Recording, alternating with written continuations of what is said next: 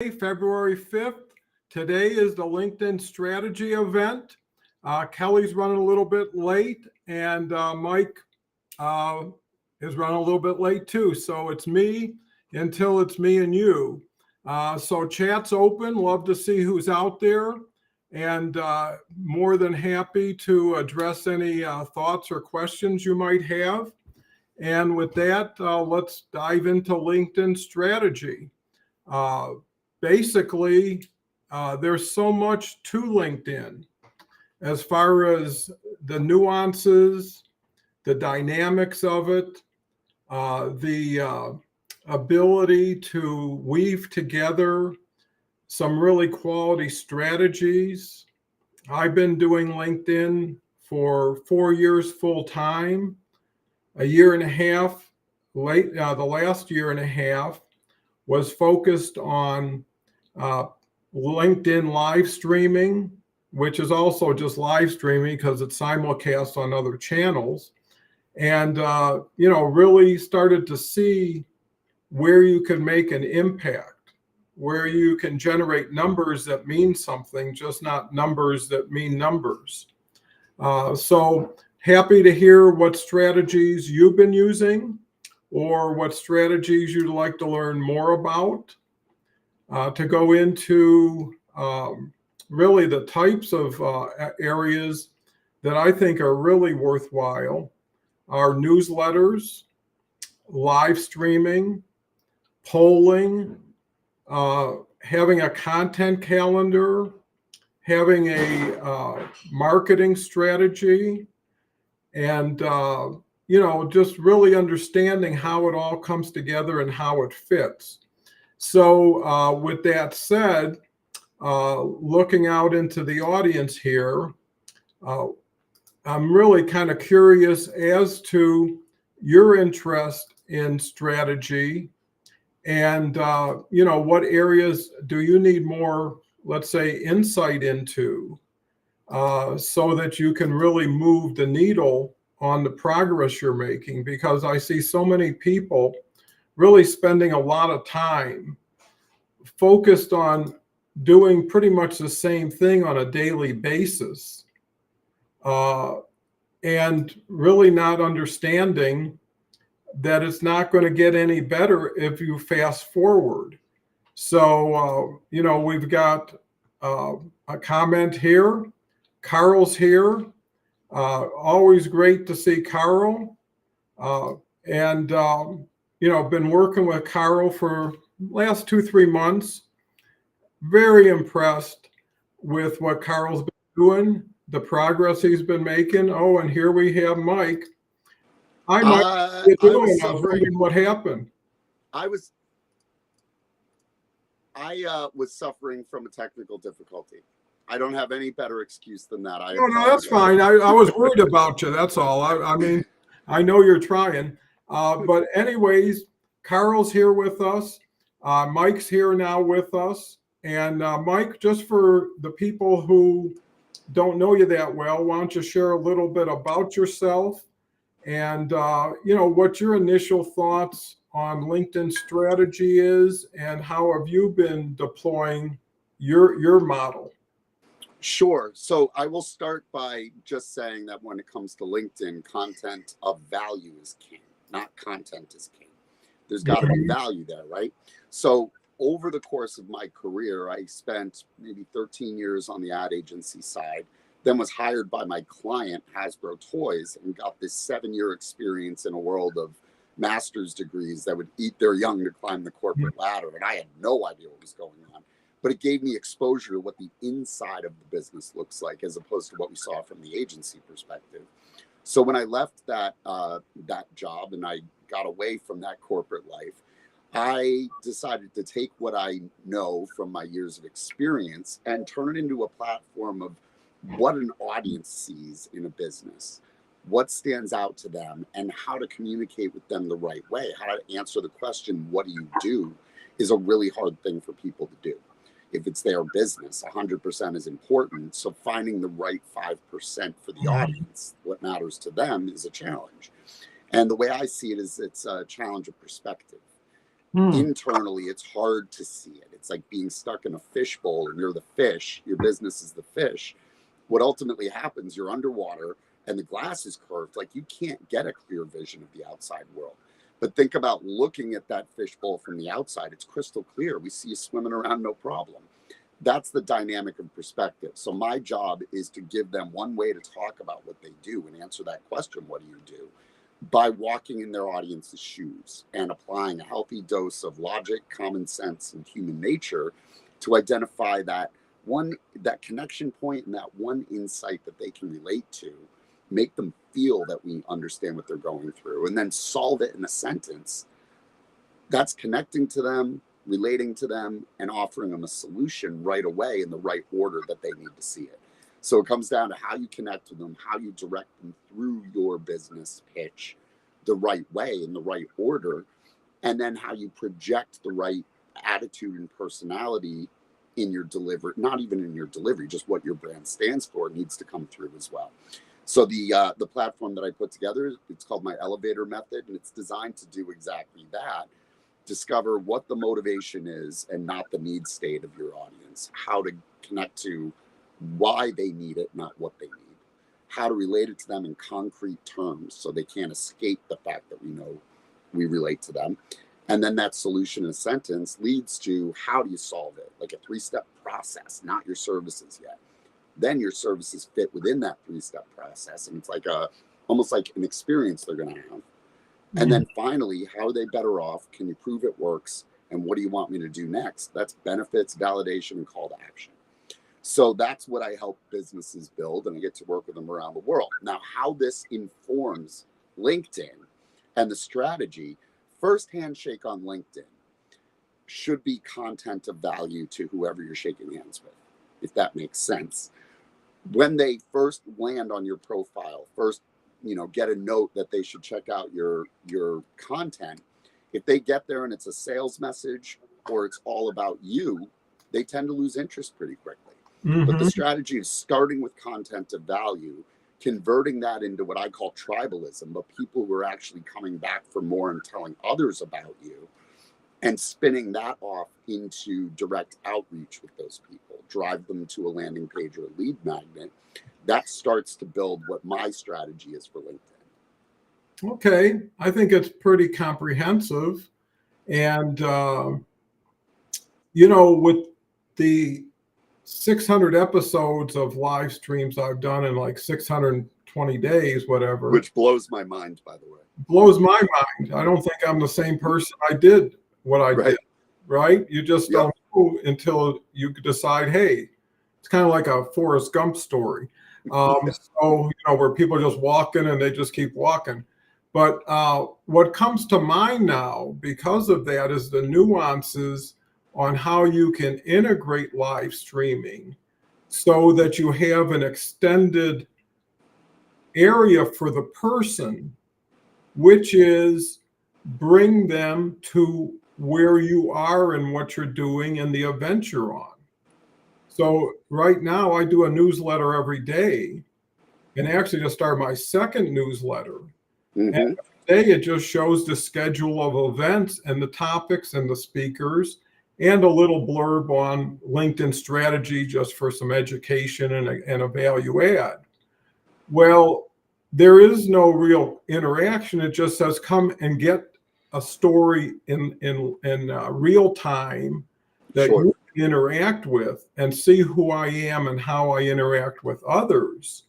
And then you can decide if you want to be able to follow that and take advantage of it, because how much would anybody pay to get 50, 60, 70 people in a room who are there for an hour with all the other people who are now learning about what you're doing before they even have to decide, should I do it? Because hardly anybody knows about this or how to do it. So it's a mystery, and there's fear in mystery.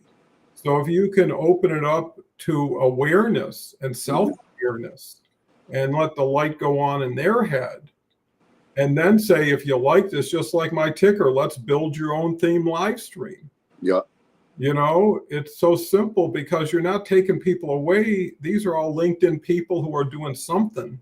Hmm. and getting something or not enough and decide, hey, what's the risk?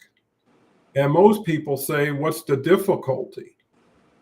Right? I think what it boils down to for a lot of people, Don, is they are told they should, you should do a live stream, or you should create a podcast, or you should, whatever the you should is. When it's our business, we're prone to listen to it. Case in point, somebody told me back in like August of 21, or whenever it was, the middle of COVID. Somebody said, "Oh, you should really do a live stream or not on LinkedIn, but a podcast or something, like a video podcast." I'm like, you know what? That's a great idea, because somebody else gave it to me. I ordered a microphone. I was all ready to go. I canceled the order before it processed because I realized I'm not going to stick with it. It has to tie into how I communicate about what I do the right way. And I have to pick 3 things that I focus on regularly. One is LinkedIn. That's a 24/7 networking event. So if it boils down to live streaming on LinkedIn, it can't just be, in the eyes of the beholder, it can't just be, I'm going to do this and people are going to listen. It has to be incorporated into the principles of what you're going to do.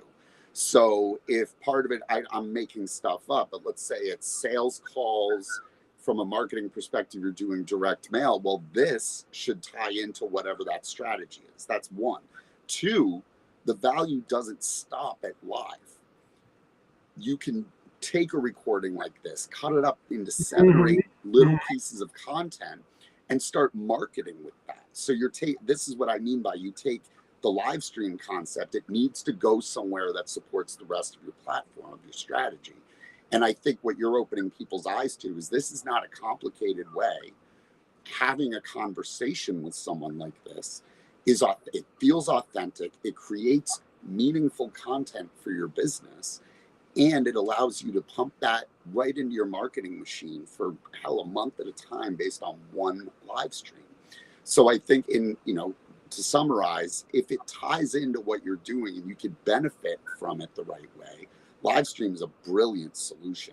It's quick and it's right where everybody is. So the invite to it or tuning into it is easy for people. It's just what you get them to do with the information. And if they can't tune in, say for the full hour of a live stream, they may miss something, but you can always give it back to them after the live stream's over. Yeah, and not only that, but there's an audience here, but there's a continuing audience after here. Yep. So the people this is evergreen stuff, and this is valuable. Plus, entertainment has to be a part of someone's time. And it's easier to digest the information if you're engaged with it that way. Well, it can be casual, because if you want to read a text, you got to read it. There's no half reading. Right. You don't read a word and miss a word. But on something like this, you could be making breakfast and listening to in the background. You could be watching this as you're doing something. But here's where I see it, is if you're going to go, you might as well go all the way. Is make this the business model of yours, and then connect it with the other pieces. Because if you look at networking, this gives you the best form of networking, because now you can honor somebody for bringing them on the show. So and the rest of your networking, you could drive to the show. That's so it's like a push and a pull. And then if you really drive to community, it's the same people who keep coming together. That's your tribe. That's right. And they learn incrementally, right? So it's not like you got to get it all in today. Take what you want, leave what you want. And they're probably not your clients, but they are influencers. They are referral sources. They are the ability to, have affiliate programs and self-promote, co-promote. It's really how much quality content. I think you hit it on the nose with repurposing. I've got 700 hours of this on YouTube. Yeah. Right? That's like a gold mine. It doesn't. You could strip that down to 700 1-minute clips, and your marketing for 2 years is done. There could be 7 books. Whoever wanted to parse it, and with AI, it's getting easier. But anyways, let's go to this lovely audience, because I sure do appreciate him. Carl's here. I say, Carl, I'm so impressed. Actually, he put together a guest protocol when you invite a guest to a show, and he's part of the beginning part of our first collaboration group that meets every other Thursday. And I think it's been phenomenal knowledge share, but mostly action after the knowledge. Too many people are smart and don't do anything with that smart. Zoom party host Omar's here. Good morning. Happy Monday. Well, I got to give Omar credit. Omar has a child's or kids Zoom party, which is right off of Jeopardy. And my grandson was on the show yesterday. And he won. He won a $25 gift card. Thank you, Omar. And the other young man was from India. He was 10 years old. He got a $20 gift card. Oh, that's great. Yeah, great show. Nice work, Omar. Yeah, and he's doing all kinds of great things. So thank you, Omar. Omar's been on the show. I've been on 2 of his shows. He's got one show that says who is, and that's the name of whoever the guest is. And then he asks you, the audience, questions about the guest, like, what's my line? And then he has another show, which is Zoom Party. So he's really driving live streaming to a higher level, and he's got great production value. Good morning, all. Great way to start your week. I think it's Carrie. Carl, love the word motivation. Many, many more people may benefit from and need your product or service, but still will not buy anything. The why they may purchase needs to be the focus. Good point, because rule of thumb in the old days where you needed 5 to 7 impressions to really get someone to understand what you were talking about or get them to be motivated towards that. With everything that's going on today, they say it's 23 to 25 sometimes impressions, but they can be small impressions. So here's the other thing. If you work with LinkedIn, LinkedIn works for you. And what I'm saying, every live stream event gets broadcast to your connections. Mm-hmm. Every newsletter you do gets broadcast emailed to your connections.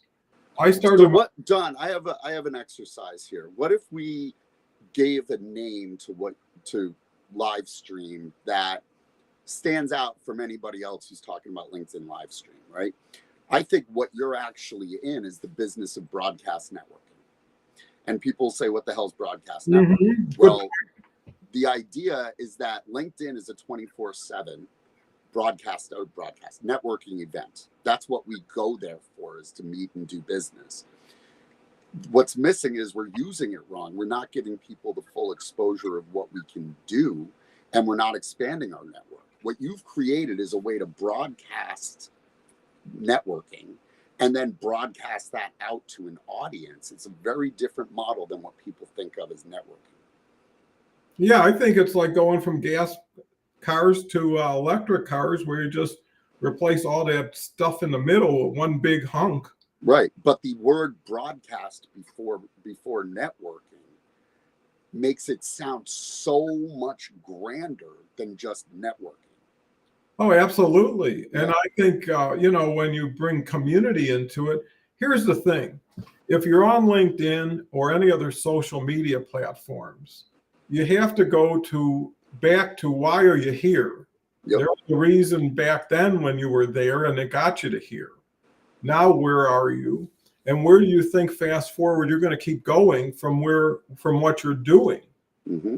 Right? The platform's not going to change for you. You got to change for the platform. And what I challenge everybody to do is to log their time and what they do for a week. You're not on LinkedIn that many times, and you don't do that many different things, but just at the end of the week, did you put 8 hours, 20 hours, 40 hours in?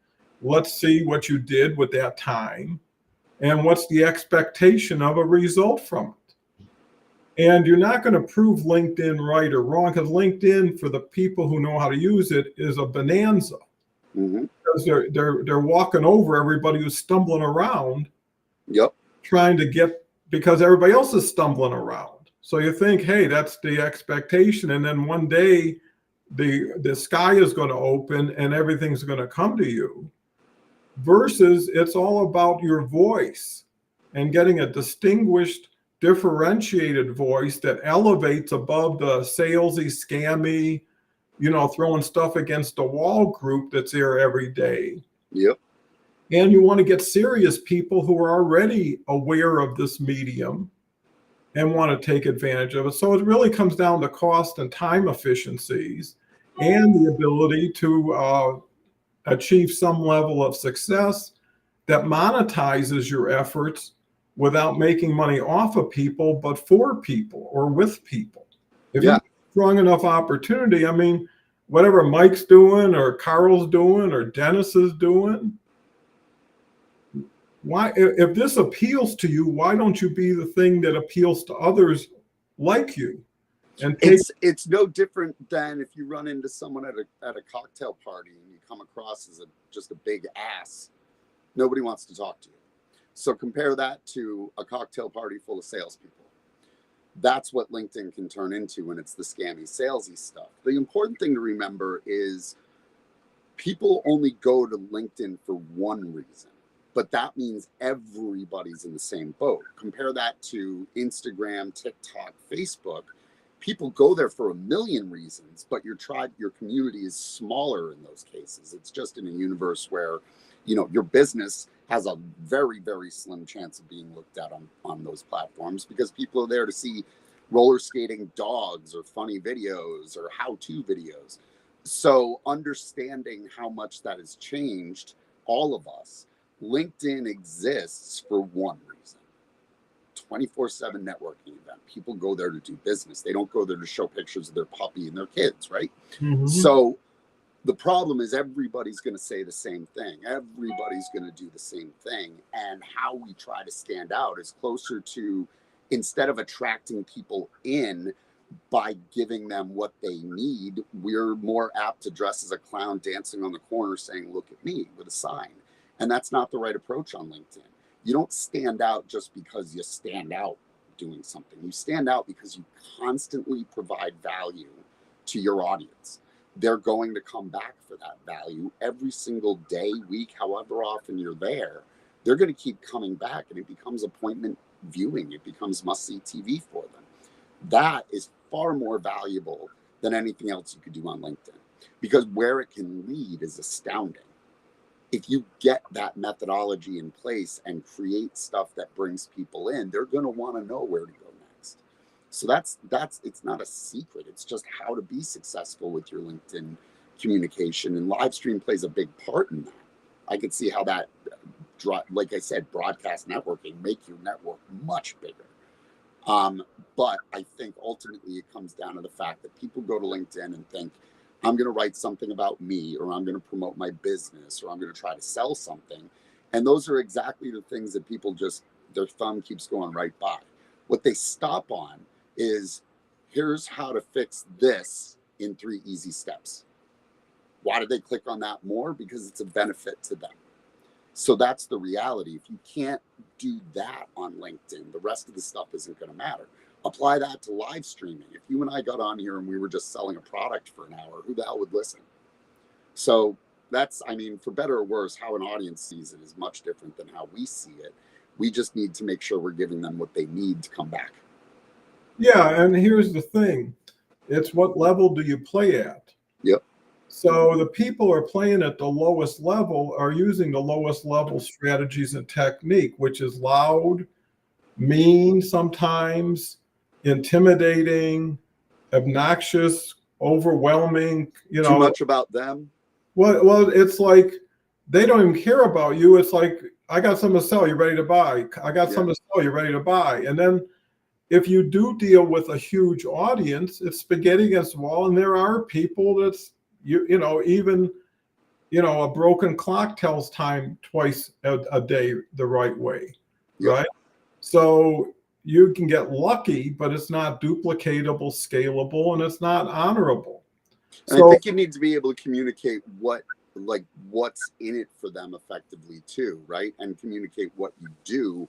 You need that to kind of come across as a general premise. But if they see enough stuff that matters to them, Don, what they're going to take away is, I should, like in my case, I have a course, a workshop, 1-to-1. it starts to move them through the funnel of, I come for the content, oh, wait a second, he said something that has now gotten me interested. I'm going to sign up to meet him, or I'm going to check out this free video on how to do it and buy his course. Like, that's the behavior that we all want to create. Well, It's yeah. not sell, sell, sell. Well, because it's based on relationship building and getting to know each other, knowing that it's important for each to know each other, not just for one or none. Yep. The other element that's important is you being particular, that people have to qualify to go with you, not just got money and can fog a mirror. But before we get too far, want to get back to the audience. Tanya's here from South Africa. Her specialty is sales funnels. And that's what she does, is helps people create their own sales funnel. So great to see you, Tanya. Dennis is here. Agree to be a protractor, not just a contractor. Good idea. Be Well said. to customers and your business. Remember, tune in, not out. Thanks for reminding us all. Harvey, who's another success story, came on, I don't know, about 6 months ago as a guest host. Guest hosted for about 4 months, 3 months, maybe a little longer, but started the franchise show. And really, it's #1 in franchising and every key word also. He's getting like unbelievable traffic. He invites 1,000 people a week to it, and he figured that strategy. He's in the collaboration group. 7 of us get together every other Thursday to kind of go over, and we're all live streamers. What are you doing? What are you learning? What can we share? And then you get into synergies and leverage against bigger numbers, because if you're applying whatever you're applying against 1 billion people, or even 180 million who do something, or even 1 billion who create content every week, 7, 10, 20 is a huge number against 1, 1, 1, 1, 1. Yep. In their little piddle paddle. When you get together and broadcast, and that's why it's Monday through Friday. Now every day is an event. I changed it from a show to an event because the people coming on here are worthy of being involved in events and not just a frivolous, superficial show that everybody's patting each other on the back and the audience is wondering, what about me? Carrie's here. I thought you were. Hello, Don, another guest. Great to see you. Must be a joke coming up. Why did the programmer go to Java? He wanted a cup of coffee. So I knew when Carrie's here, we're going to have a joke.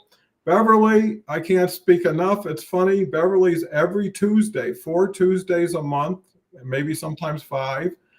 She has the Women's Empowerment event, getting unbelievable traffic, relevant hosts. Tomorrow we have Mary Gardner. I don't know if you know Mary, but you got to tune in if you can. She is one of the top bookers in the country for speakers. She's a PR expert, works on political campaigns and internationally around the world. I've known her for about 3 years. We were in a collaboration group for a whole year every week. So, you know, you can learn so much better together, especially if you're working the high ground. Harvey, see, and Beverly's part of the collaboration group. So if you see the main people here, they're not only community, it's more like we work together on a regular basis, but on an informal basis, which is the best because you can do everything you need to do and then lean into everybody else just as a sounding board. Well, and it sticks with my philosophy too, Don. I mean, you can't see from inside your business. So collaborating or even just talking with people, sort of that support group, is going to give you ideas you would never, ever see on your own. You're right. And what that also justifies live streaming, if you look at traditional groups like that, Tab, Vistage, YPO, their whole premise is every period of time, every month or whatever period of time, 10, 12 professionals in whatever aligned area get together with a facilitator. But look, it's a whole half a day or a day for that. It costs like $1,800 a month. One person out of 12 is going to tell their story. And versus cost nothing, access out of your home, save the drive, save the expense. And there's so few of these. The numbers work in your favor. If there's even, like I say, 180 million, they say, interact somehow 2 million create content, only 36,000 newsletters. How many live streams from there? Mm-hmm. I couldn't name you 50. That I couldn't even name you 10. I mean, honestly, 5 that I would actually watch. This is worth my time on a regular basis, because every show has to earn the attendance of everybody here the next day, or the show isn't there. So that's the consistency in getting them to want to buy from you as opposed to you selling them. And keeping top of mind awareness. If you got a show once a month, you forgot what the last show was, you forgot but if it's every day for 2 years, if you haven't gotten the sense of what the energy is, and I think that's the key. No one cares about your words. They all care about your music, right? So how do you that's a great way to put it, Don. Exactly. I mean, I want to be motivated. And they said only 3 things you can do on a live stream is educate, entertain, or inspire, or all 3, right? So some people could say, well, I learned a couple things that made it worth my hour.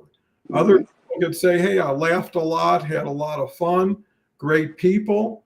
Other people say, I started out kind of low and now I'm working with a higher energy level. And what do you need to justify going to a gym like this every day and working out? So you come out smarter, more motivated, and happier. So you can include those. And see, the thing is, you got an hour. And since there is no specific sale item or sense of urgency, you can demonstrate that little by little over an hour. And not only that, but include the people into the conversation. How many times you make a comment on a live stream and no one shows it? No one acknowledges you're in the audience, and you didn't write it for yourself. You wrote it for the show or for the audience, and that minimizes that. So you're actually right. It's what's in it for them always. And if you do enough what's in it for them, there's something left for you. And if not, you build goodwill. There's a saying, get known before you're needed. So all this information is like, when you need a plumber, how many times you need one? But when you need one, hey, Jack, I met at the bowling alley, seems like a nice guy, I'll give him a call. Because ultimately, people like to do business with people they like.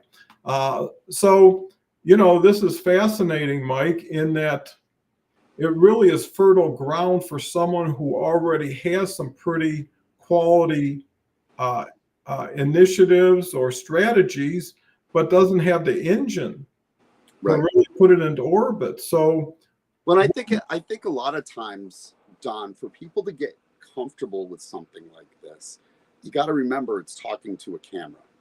And there's a saying in the world that people would rather be in the casket than giving the eulogy at a funeral. I mean, they rank presentation and public speaking over death and being struck by lightning. It's this irrationality. But what tends to happen is when we're either reading a script or looking at a camera, it comes across as unnatural. And I've seen it 100 times, whether it's videos on LinkedIn or wherever, but I've seen it 100 times. And that makes it a challenge for people getting over that. It's a big hump. But the simple thing is, if it's just me alone talking to camera and I'm doing a live stream, I'm talking to just the camera and I'm going to feel unnatural, perhaps. But if I'm having a conversation with you and you're asking me questions and we're having just a normal talk, my response is far more authentic. So what I would recommend to anyone who's exploring this as part of their LinkedIn strategy, when it comes to live streaming and even creating video in general, but really when it comes to LinkedIn live streaming, make sure you give yourself a comfort zone. And that comfort zone would be just having someone else there to interact with is what keeps you authentic. I think if you go into this with the attitude that I'm just going to put stuff out there and people are going to watch me, you'll find very quickly that people aren't going to watch because it's really not authentic. They'd rather sit and listen to 2 people have a conversation. So just a tip for people who are exploring this, that's what I would recommend. Yeah, I think it's an excellent point, because that's kind of what I was about to say, is being this is how I've always done business, or how I evolved to be able to do business. So when you continue on live, it is authentic. Mhm. You know, it's not like, hey, I'm salesy there, but then I can turn on my relationship. It's because you want to build something to last. You want to build something that does, you know, they say if you don't have time to do it right, do you have time to do it over again? Mhm. Oh, and my preference is, hey, build, you know, measure twice, cut once, but then once you got open field, let it fly. You know, I mean, you only get so many opportunities for a supermarket sweep. You know, Mhm. beauty of live streaming is there's not enough people doing it, which creates the opportunity I'm trying to leverage, which is being on border. And what we're missing in a lot of cases is, sure, you know, people can get overcome shyness. And the more you do this, the more the fear dissipates and reality shows up, is best practices. Mhm. You don't know, you know, that's why we're putting together this protocol, is this is how you pair your channels. This is how you invite guests. This is how you do this. This is how you promote it before the show. Here's how you support it after the show. Here's how you get some networking opportunities, because anybody who's in the audience, anybody who's on the stage could be a good connection. And you have a basis saying, hey, we were on the show together where I was in the audience. It shows, hey, you're alike in that way. They're complimenting you because obviously they saw something that And it they, creates that connection point for them. yeah. So it's almost like you can take the cream, but why not take the whole bucket? Yep. And that's like, okay, what did I get out of networking today? If you are accountable to yourself for every hour you put in here, if I'm going to watch a show, what am I going to get from it? And it might be education, inspiration, but what if I make 3 new connections? What if I become a guest on that show? Yeah. You know, how many people? I'd be curious. In what I've seen and what I've been involved in with your live stream programming, I your goal is clearly to deliver value to people. This doesn't turn into a big sales pitch, but people don't stay paying attention if they're not engaged with it. I mean, I'm just curious, the people listening now, do you get value out of this? Because Don's intent, and certainly my intent, is to make sure you learn something that you can apply and adapt to your own business or your own outlook. And I think that's ultimately the measuring stick that we have to think about is it valuable to the people who show up and engage with the live stream? If they could take something away from it, why wouldn't they remember? I think that's absolutely true and valuable, because I asked myself, how do you do something for 2 years every day and not monetize it? And the answer that came to me is, some people try to monetize or do something to acquire a quality of life. But once you have achieved a quality of life, you determine that you want to complement it, not redirect it. Mm-hmm. So I'm more into the experience at this point. Who am I talking with? How am I learning? What am I getting better with?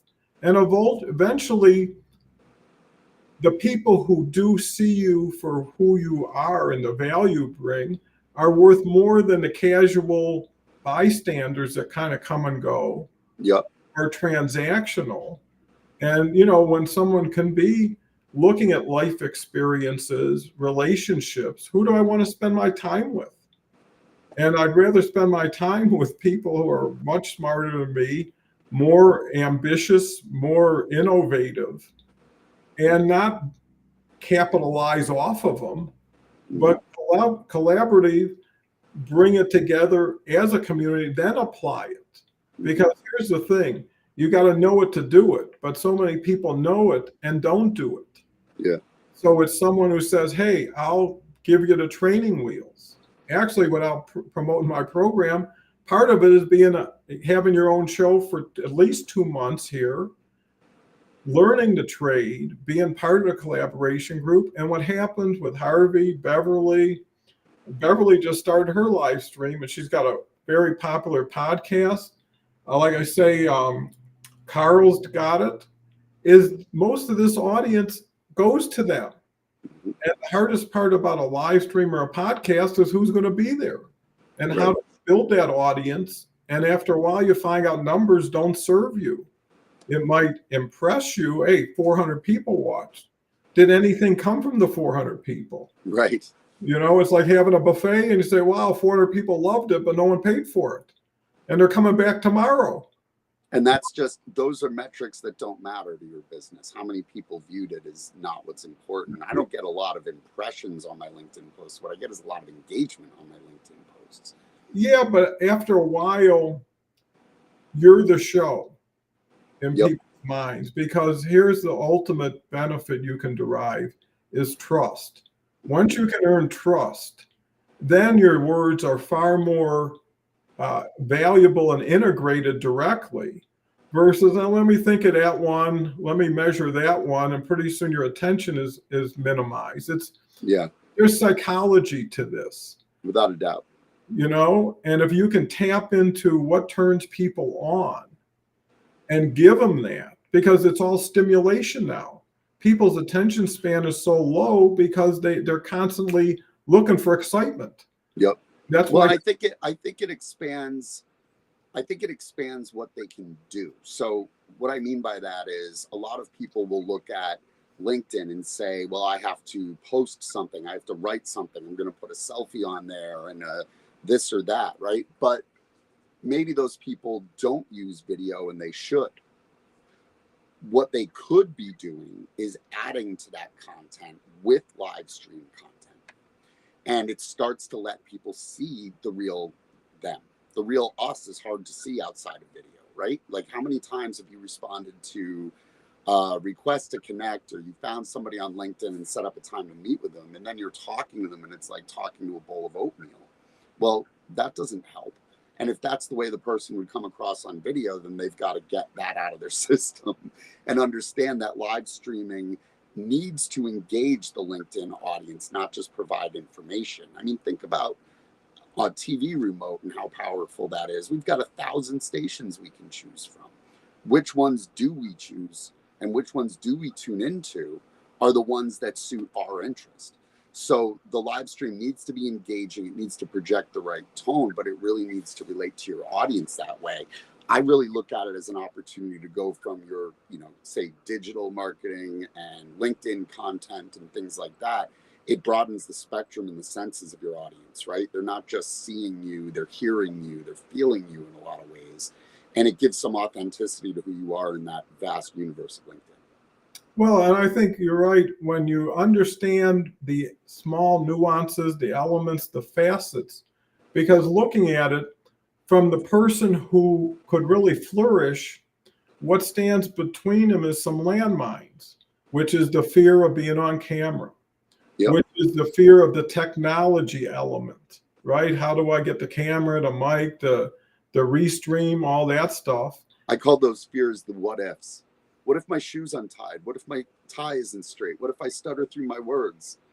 Yeah, but you see, that's enough to keep a lot of people out of the race, Yep.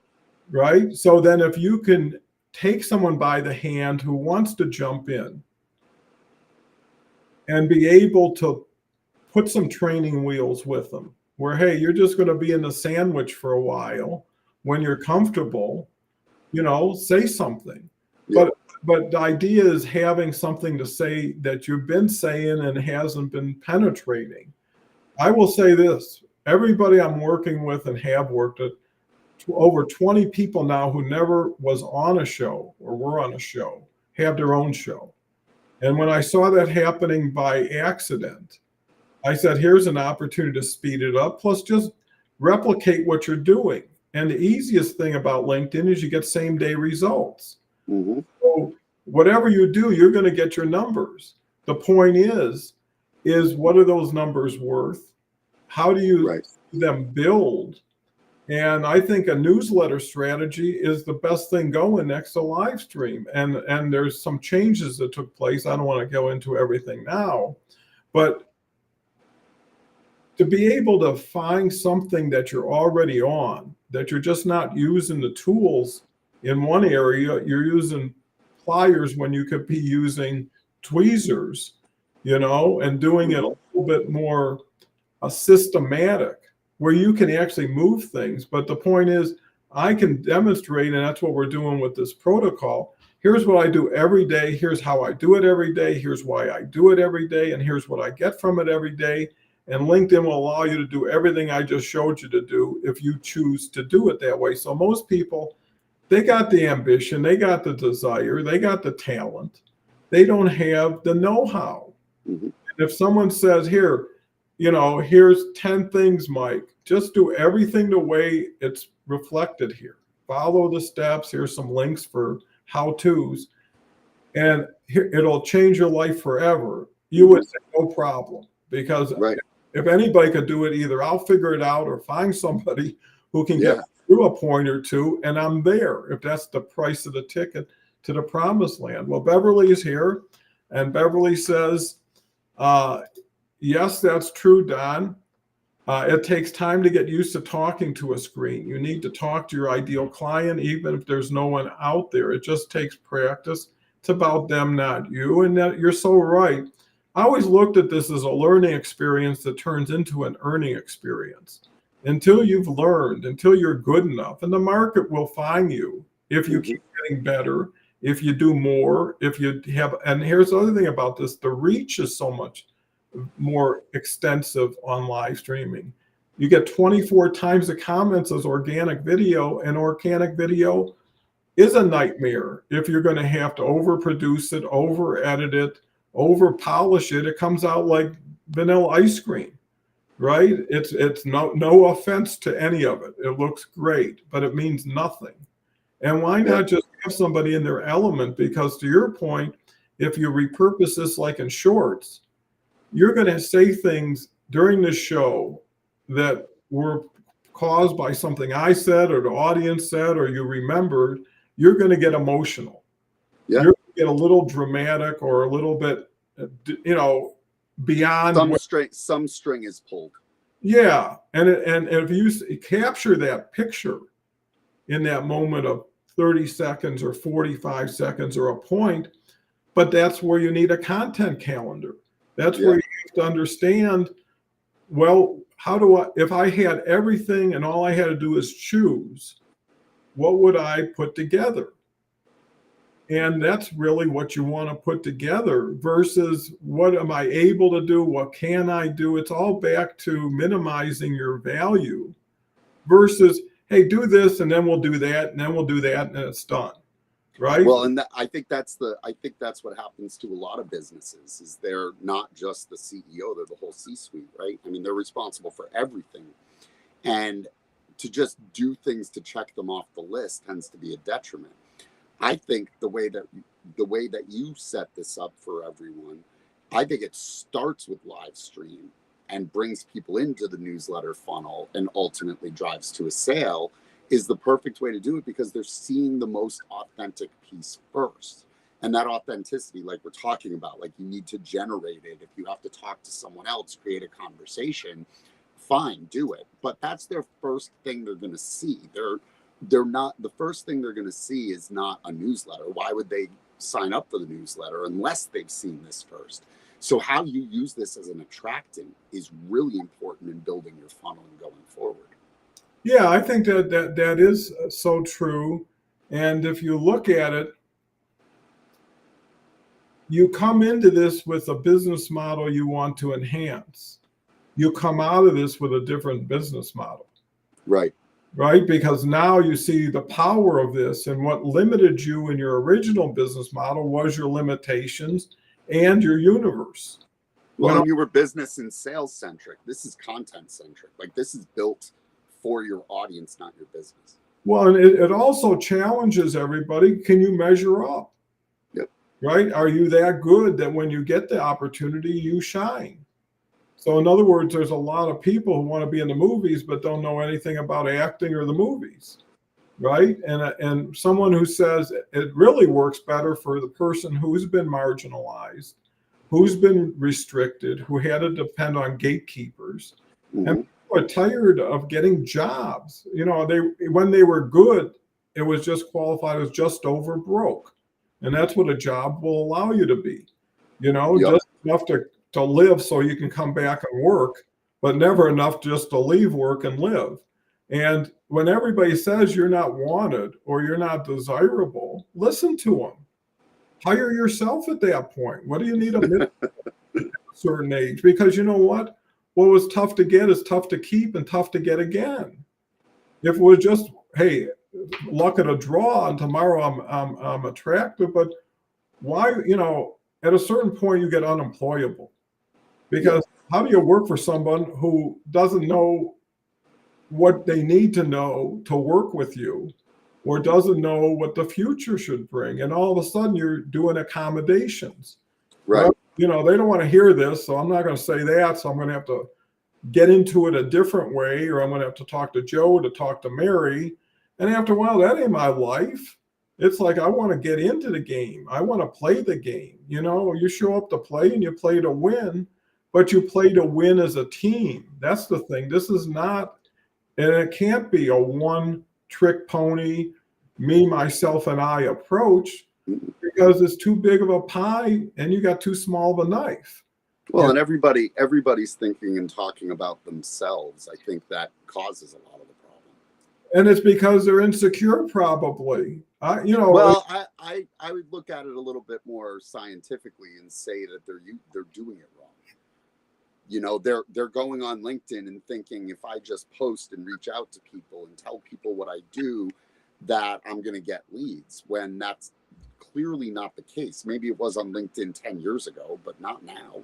I mean, it is a huge, huge hunting ground.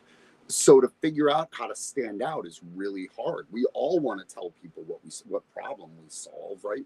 We all want to talk about our solution and our services, but guess what? That's what everybody else is doing. And if you can't stand out from the crowd, then you're never going to get noticed. If you can't communicate your true value effectively and they don't see it, you don't have the value you think you do. So how to stand out?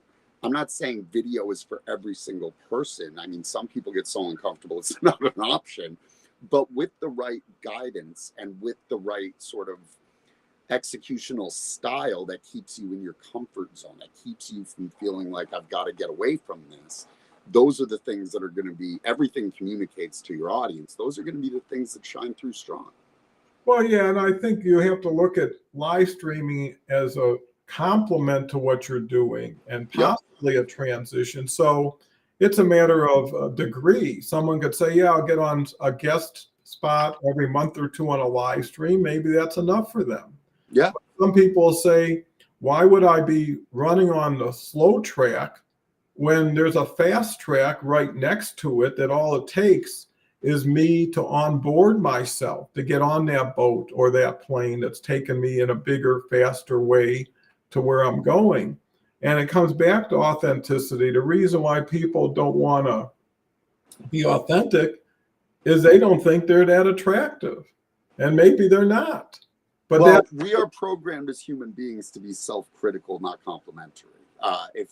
If you asked me to write about, or let's say, a friend of mine asked me to write about myself in positive terms, we shy away from that. We're like, oh no, that's not me.